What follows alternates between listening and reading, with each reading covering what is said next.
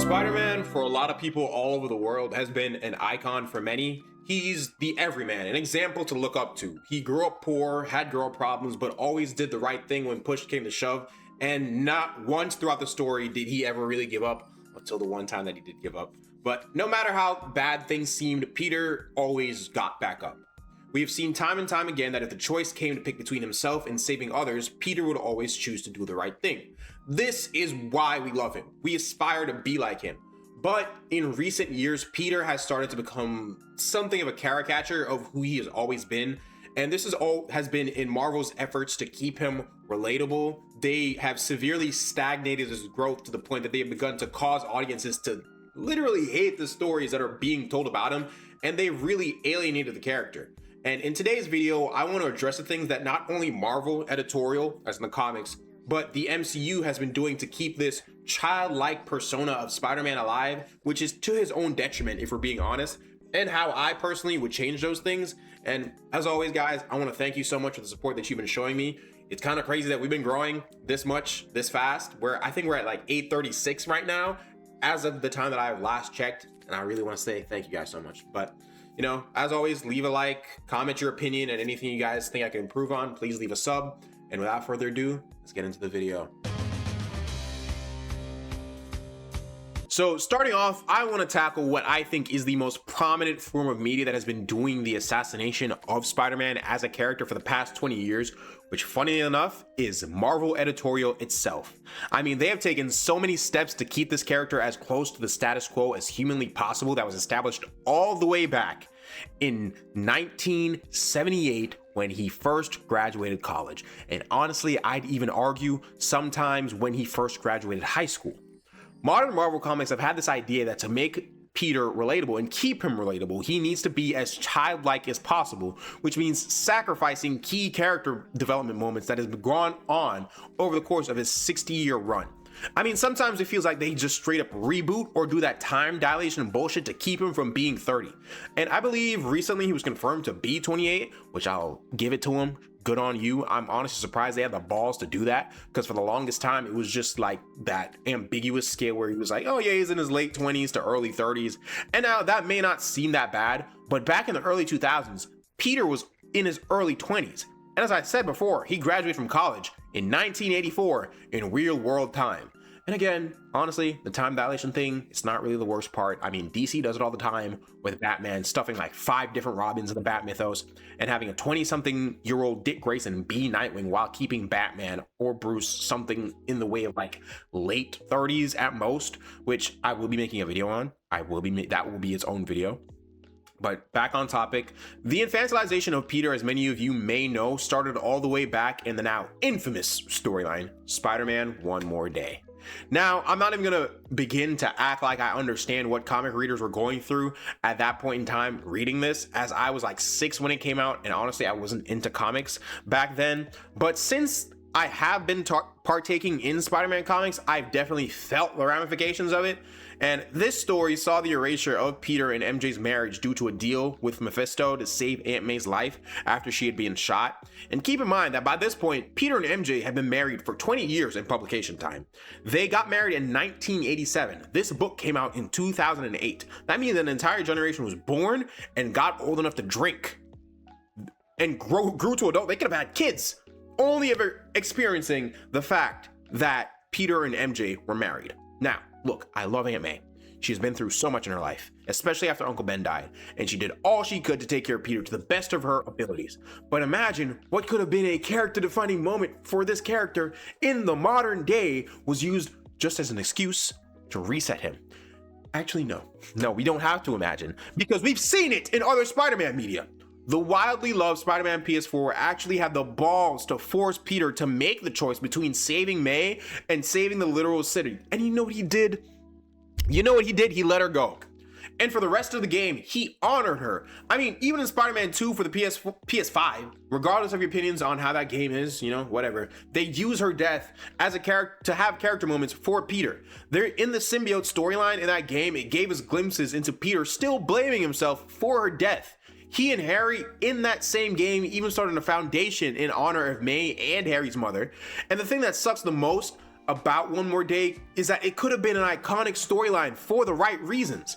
Imagine Peter still offered this deal, but he rejects it.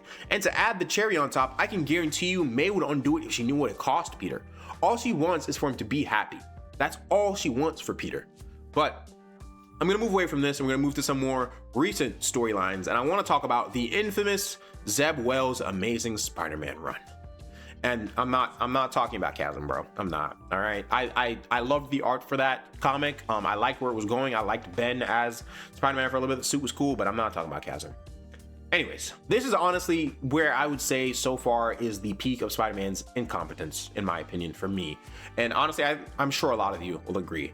And I'll admit, I tapped out after the Vulture stuff for obvious reasons. And I'm sure a lot of you will agree. I'll admit, this comic is gonna come from more of an outsider's perspective for me because I tapped out of it. But we're gonna go back to the beginning of it. And though this storyline started off with Peter and MJ seeming to be working on their relationship, finally, before they were mysteriously sent to another dimension, and Peter makes his way back from the dimension, but MJ gets stuck in there for like 4 years because of time dilation. And in this time, she grew close to Paul. Now I'm gonna say infamous, but the self-insert Paul had kids with him magically. So upon her arrival back after what was only a couple days for Peter, she left him again. And I'll admit, I don't blame MJ for this because realistically that would make sense. I blame Zeb Wells for even writing or thinking about that bullshit. We were given a 6-month time skip where Peter apparently did something to destroy his relationship with literally everybody, and his only friend, his only singular friend was Norman Osborn of all people, who built him a goblin themed Spider-Man suit. I mean, he had like an entire board and everything. It was crazy. He also struggles to fight the near 80-year-old Vulture, who I'm pretty sure has dementia. And you know, I'm not gonna get in that.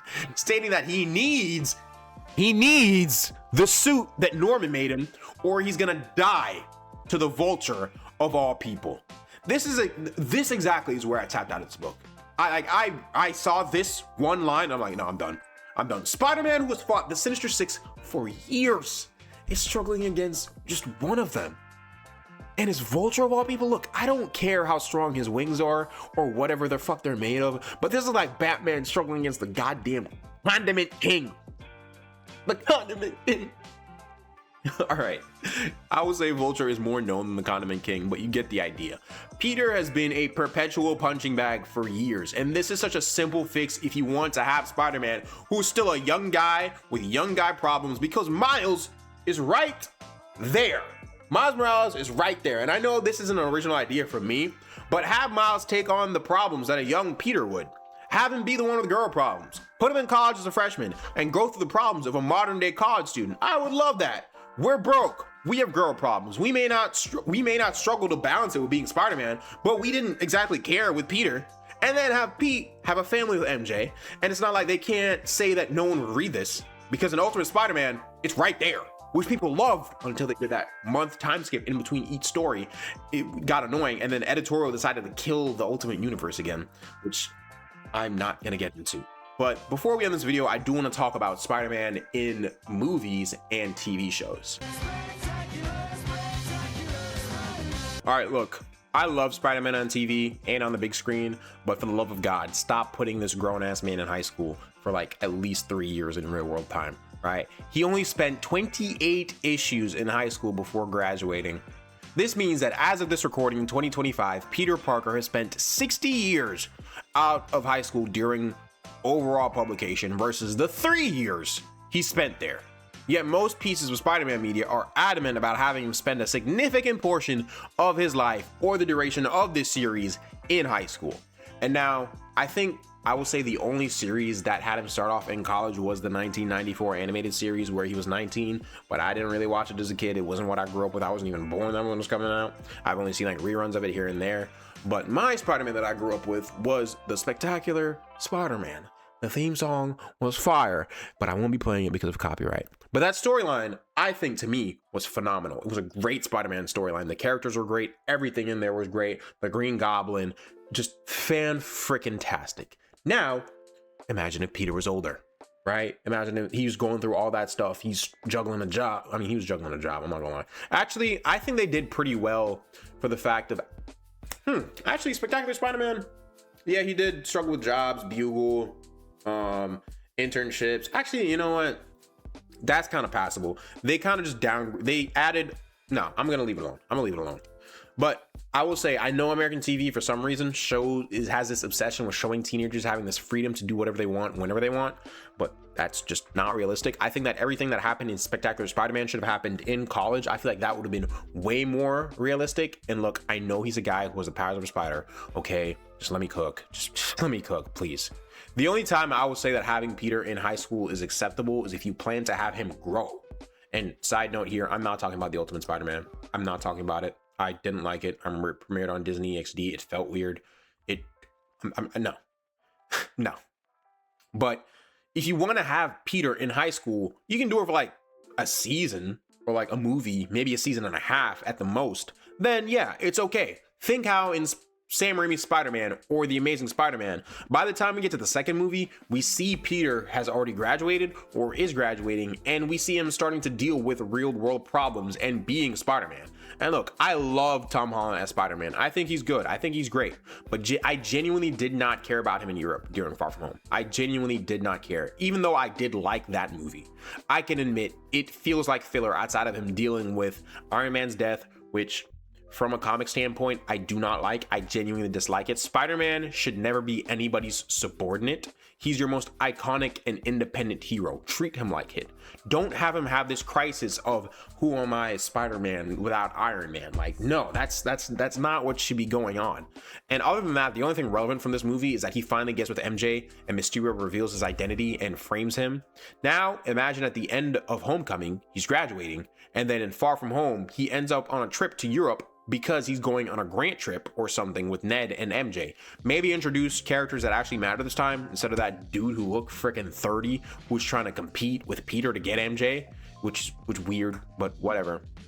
Then we flow into No Way Home, which I'd only change things like he has to deal with, instead of like maybe college, having him struggling to get a job because, you know, his identity's out there. He's Spider-Man, you know, again, struggling to pay rent, struggling to keep up with stuff, you know, basic Spider-Man stuff. But other than that, story-wise, honestly, keep it the same.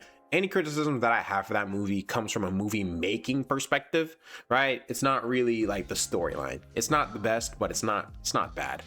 And from a movie making perspective, it'll be like, you know, the freeze frames for the audience clap whenever Andrew Garfield and Tobey Maguire came on screen. Like, it's a hard rewatch. But let's get to my closing arguments. Spider-Man is a monolith of not only Marvel, but also the superhero genre in general. He's such an iconic part of it that he was the only one who stood the test of time when it came to Wolverine and Hulk being replaced by Iron Man and Captain America, when it came to, you know, who's Marvel's answer to DC's Trinity, and his movies at this point were either just okay or just, you know, actually terrible. I'm sorry, Spider-Man 2. I love you, Andrew Garfield.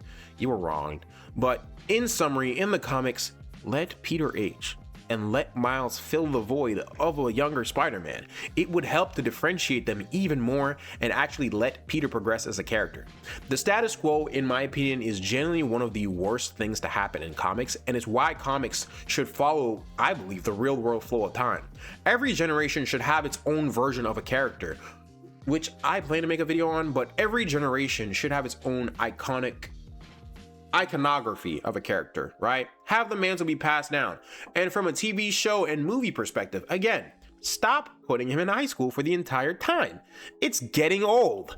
This problem stems, again, from Hollywood's obsession with high school stories, which so obviously belong in college. We see this in so many TV shows where it's like, bro, just put it in college. Just put it in college. Just please put it in college. But, you know, that's the video. If you have any opinions, you know, let me know down below in the comments. And as usual, if you enjoyed, please leave a sub, a like, and comment on what you guys think I can do to improve. And I love you guys. I will see you next time. Goodbye.